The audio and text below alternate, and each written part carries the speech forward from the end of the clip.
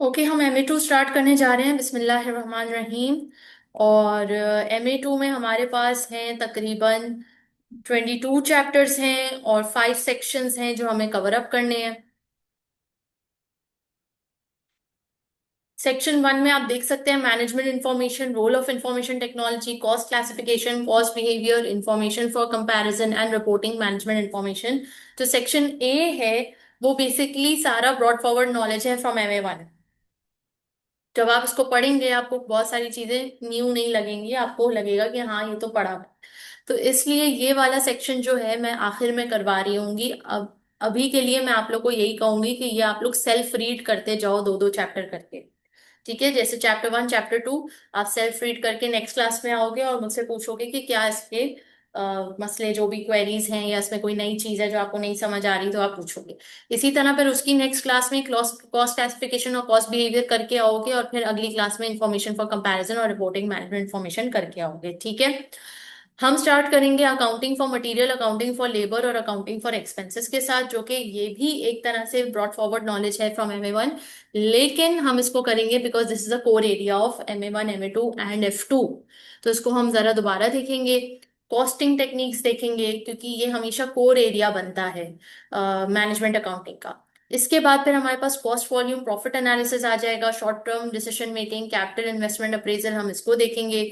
और फिर आखिरकार cash and cash flows, cash and treasury management, forecasting cash flows, investing surplus funds and raising finance from a bank. इसकी approach क्या होगी, study approach, जैसे कि मैं पहले भी आप लोग से डिस्कस कर चुकी हूँ, उसको मैं दोबारा रिपीट कर देती हूँ for those who are new in my class. कि नंबर 1 स्टडी अप्रोच में आपको टेक्स्ट बुक रीडिंग लाजमी है, चैप्टर रीडिंग। ठीक है, text book reading, chapter reading, यानी मैंने जो चैप्टर क्लास में कराया है उसको एक दफा गो थ्रू रीड जरूर करना है।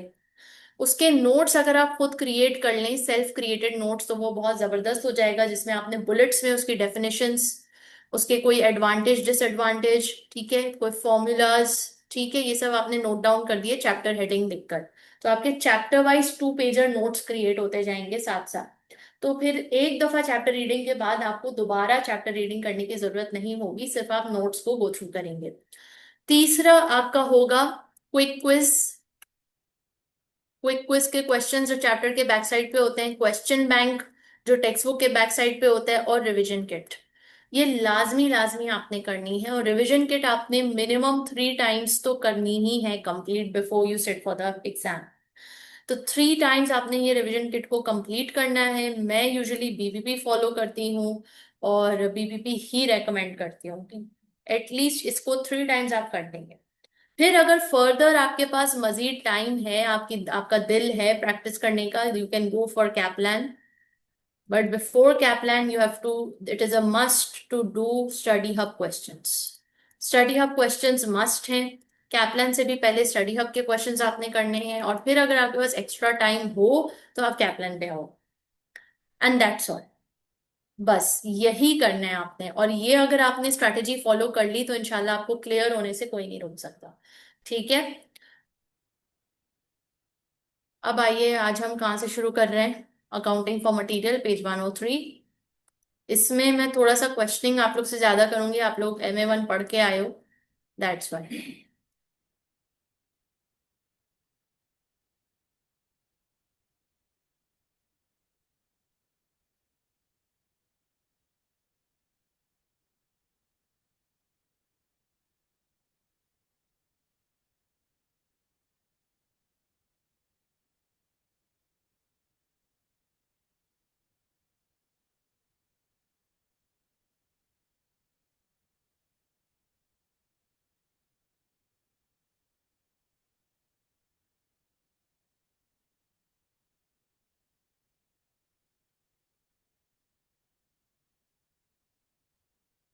मटेरियल्स कितने टाइप्स के होते हैं? टू टाइप्स के होते हैं, डायरेक्ट और इनडायरेक्ट। और बस डायरेक्ट और इनडायरेक्ट? और क्या होते हैं वो मटेरियल की कैटेगरीज?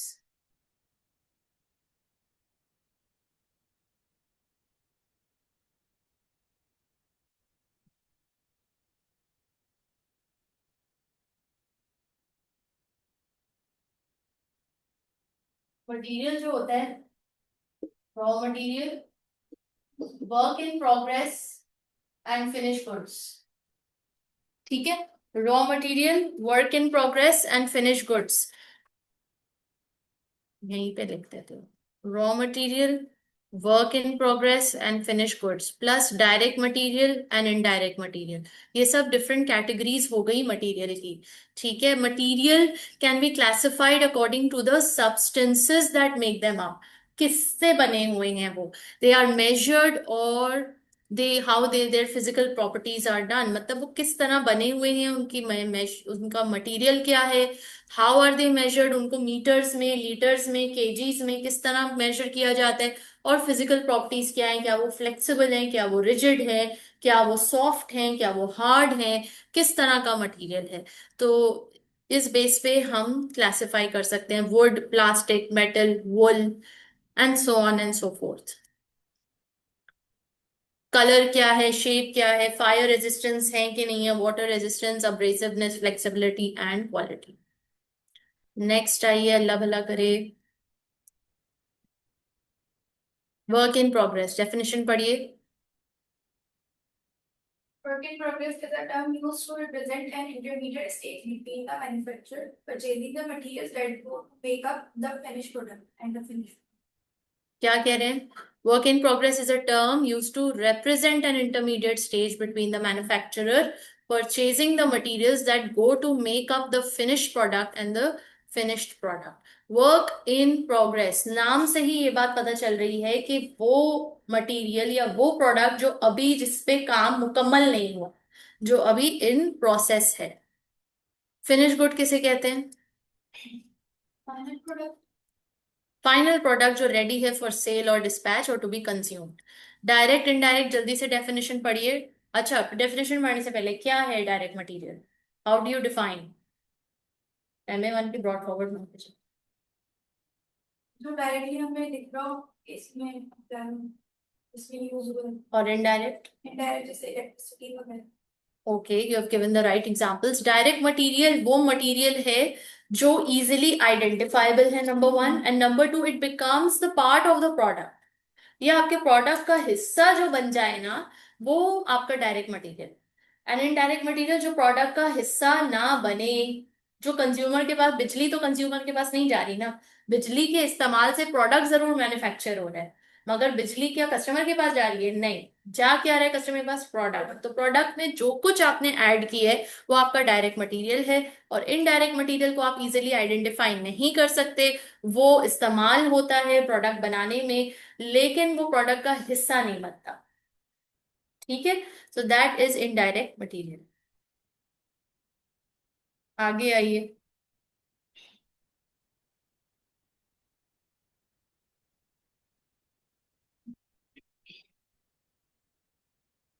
ये आपके सामने परचेज रेक्विजिशन फॉर्म है। परचेज रेक्विजिशन फॉर्म किसे कहते हैं? कि जब आपको जरूरत है परचेज की, आपका माल खत्म हो रहा है। इसकी हम मिसाल यूं लेते हैं कि आप सुपरमार्ट, समझो कि आप सुपरमार्ट के ओनर हो। आप सुपरमार्ट में, आपको पता है कितने सारे शेल्व्स हैं, ठीक है? हर शेल्फ पे एक डिफरेंट प्रोडक्ट रखा हुआ है, कहीं ग्रोसरी, कहीं फ्रोजन आइटम्स, कहीं पे just the edibles, the packaged items, अलग अलग चीजें रखी हैं, कहीं पे मेकअप का सामान, हाइजीन का सामान, कहीं किचन का सामान। अब ये सब को डील करने के लिए या मैनेज करने के लिए एक बंदा बिठाया गया है, जो हर शेल्फ का एक अलग बंदा है। तो अब इस शेल्फ में सामान खत्म हो रहा है, तो ये बंदा एक फॉर्म फिल करेगा और वेयरहाउस मैनेजर को भेजेगा कि भैया ये सामान खत्म हो गया है। तो वेयरहाउस मैनेजर अब वो देखेगा, रेक्विजिशन फॉर्म देखेगा और देखेगा कि क्या वेयरहाउस में स्टॉक है उसका। अगर तो है तो वो भिजवा देगा, और अगर नहीं है तो फिर वो यही परचेज रेक्विजिशन फॉर्म आगे साइन करके भेजेगा कि भाई ऑर्डर प्लेस कर दीजिए, खत्म हो गया माल। फिर आइए ऑर्डर फॉर्म। ऑर्डर फॉर्म क्या है? देखें, ये एक है परचेज रेक्विजिशन। रेक्विजिशन का क्या मतलब होता है? रिक्वायरमेंट। क्या मतलब होता है? रिक्वायरमेंट। जो रिक्वायरमेंट है वो भेज दी गई है स्टोर मैनेजर को। अब स्टोर मैनेजर के पास सिर्फ एक रिक्वायरमेंट तो नहीं आ रही ना, स्टोर मैनेजर को ये भी भेज रहा है बंदा, ये भी भेज रहा है, ये भी भेज रहा है, ये भी भेज रहा है, ये भी, सबका वो स्टोर मैनेजर के पास जमा हो रहा है। अब स्टोर मैनेजर जो सामान अवेलेबल है वो भिजवा देगा कि जो शेल्फ पे रखा हो, और जो सामान मौजूद नहीं है वो एक फॉर्म तैयार करेगा जिसमें वो तमाम वो चीजें लिखेगा जिसको हम कह रहे हैं ऑर्डर फॉर्म। तमाम चीजें लिखेगा जो खत्म हो रही है वेयर हाउस में भी और जिसका ऑर्डर करने की अब अशद जरूरत है। फिर वो ऑर्डर फॉर्म फॉर्म कहाँ जाएगा? परचेज डिपार्टमेंट के पास जाएगा। परचेज डिपार्टमेंट वो ऑर्डर फॉर्म देख करके जो अवेलेबल सप्लायर्स हैं उसको अप्रोच करेंगे, देखेंगे, उनसे कोटेशन लेंगे कि आपके पास कितना है, आपके पास कितना है, आपके पास कितना है, आप कितना डिस्काउंट दे रहे हो, आप कितना डिस्काउंट दे रहे हो, आप कितना डिस्काउंट दे रहे हो, आप कितनी क्रेडिट फैसिलिटी दे रहे हो, आप कितनी क्रेडिट फैसिलिटी दे रहे हो। व्हाट इज क्रेडिट फैसिलिटी वहां? Discount. Credit facility. Discount is something different. What is credit facility? Credit facility. अगर आप इतने दिन में ये अमाउंट पे करते हैं तो आपको इतना उधार। उधार। कितने दिन का उधार? मैं आपके पास आई हूँ सामान लेने, आप मुझे कितने दिन का उधार दे सकती हो? 1 महीने का, 2 महीने का? दूसरे सप्लायर के पास जा रहे हो, वो बोल रहे हैं हाँ आप 6 महीने का उधार ले लो, 6 महीने बाद पेमेंट कर देना।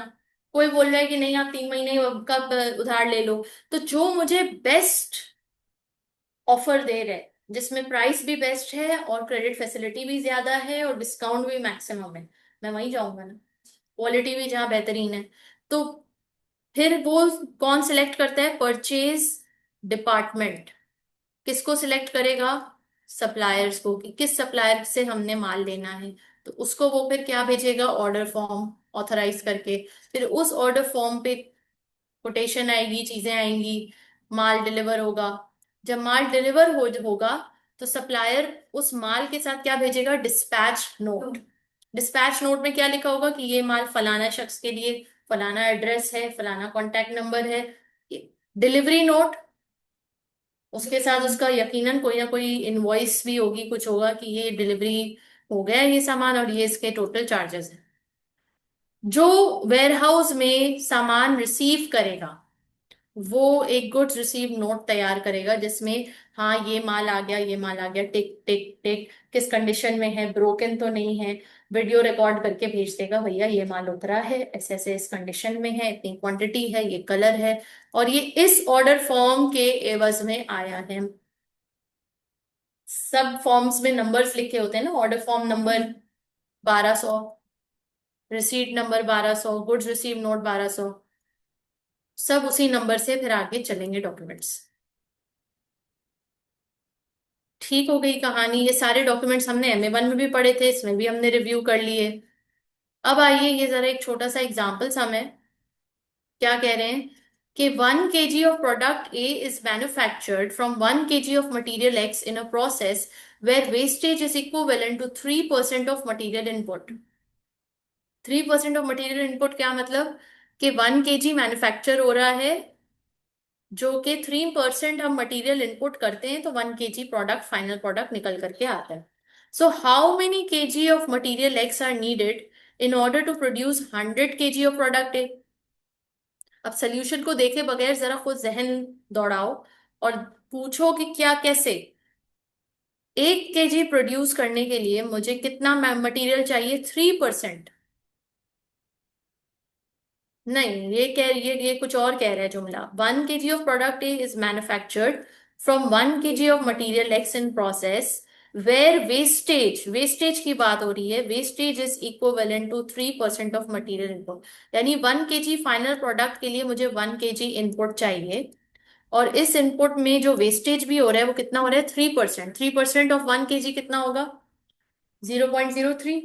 तो 0.03 वेस्टेज हो रहा है, यानी कि एक्चुअल में कितना यूज हो रहा है? 0.07। तो अब 100 kgs प्रोड्यूस करने के लिए मुझे कितना माल चाहिए होगा?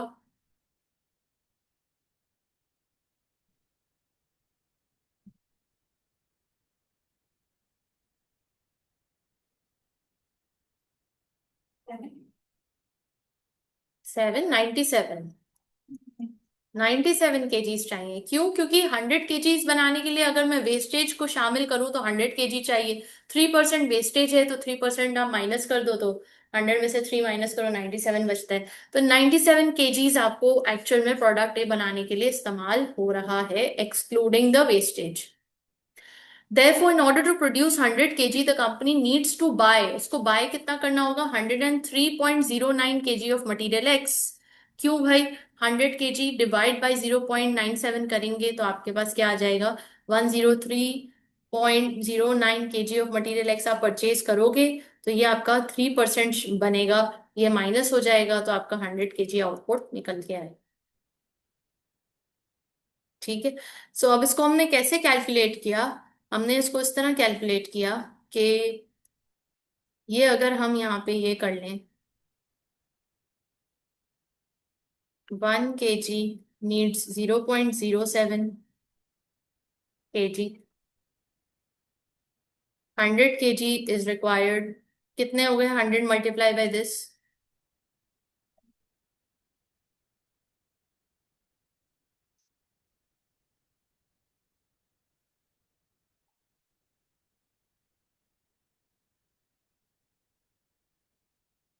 7 आ रहा है। अच्छा, इसको हम यू करते हैं, 3% of material input, let let the material input be x. ठीक है, तो let the material input be x. 3% of material input यानी कि 3x, 3% ऑफ x, x minus is equals to कितना बन रहा है? 100 kg। हमें 100 kg चाहिए गुड्स। अब फाइंड आउट करो x क्या है। This is the equation. अब आप x फाइंड आउट करें। So it becomes 97/100 x is equals to 100 kg। x is equals to 100 multiply by 100 divide by 97 will give you how much?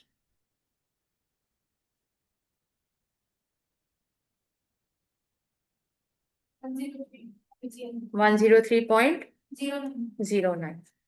ये equation clear है? किस तरह ये हुआ?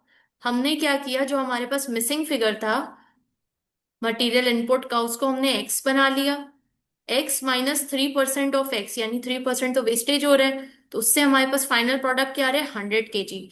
100 kg ऑफ प्रोडक्ट ए बन गया। और ये हमसे पूछ भी ये रहा है कि how many kg of material x are needed in order to produce 100 kg of product A. तो हमने जब x फाइंड आउट कर लिया, तो अब हम 3% ऑफ x भी फाइंड आउट कर सकते हैं, और जो एक्चुअल में केजीज लगे हैं वो भी फाइंड आउट कर सकते हैं। ठीक है।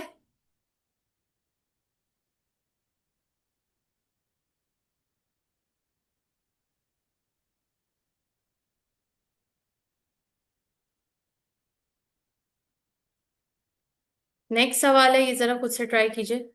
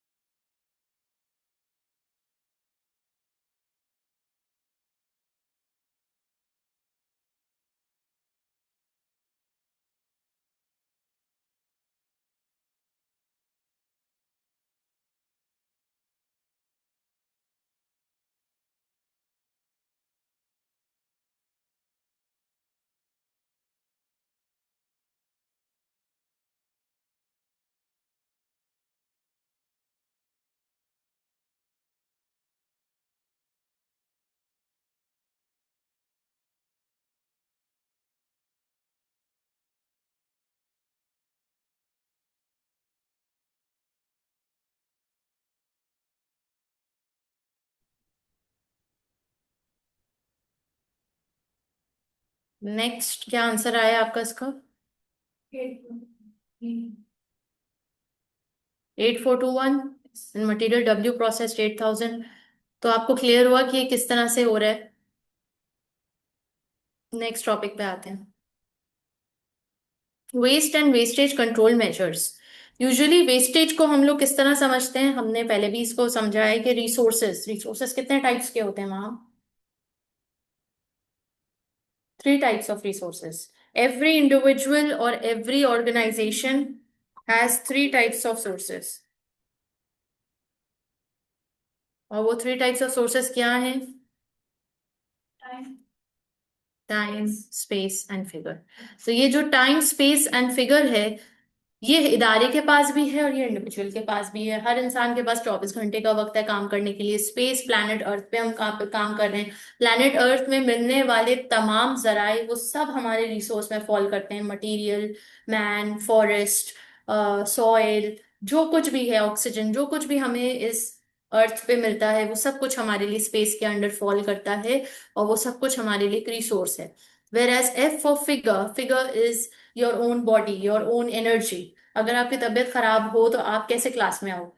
मैं बोलूंगी आ जाना क्लास में, बॉडी घर छोड़ के आना नहीं हो सकता, नॉट पॉसिबल। तो आपकी जो सर्वाइवल या लाइफ है वो एग्जिस्ट ही इस 3D फॉर्म में कर रही है, जिसको हम टाइम, स्पेस और फिगर कहते हैं। और कहा यह जाता है कि इन्हीं रिसोर्सेस को एफिशिएंटली और इफेक्टिवली इस्तेमाल करो। तो एफिशिएंटली का क्या मतलब है और इफेक्टिवली का क्या मतलब है? एफिशिएंटली का क्या मतलब है? ये ऐसा, ये दो टर्मिनोलॉजीज हैं जो बहुत कॉमन है, जो मैनेजमेंट अकाउंटिंग में आपको बार बार सुनने को मिलेंगी। F2 में सुनने को मिलेंगी, F5 में सुनने को मिलेंगी। एंड कहा यही जा रहा होता है कि be efficient, be effective. So what's the difference?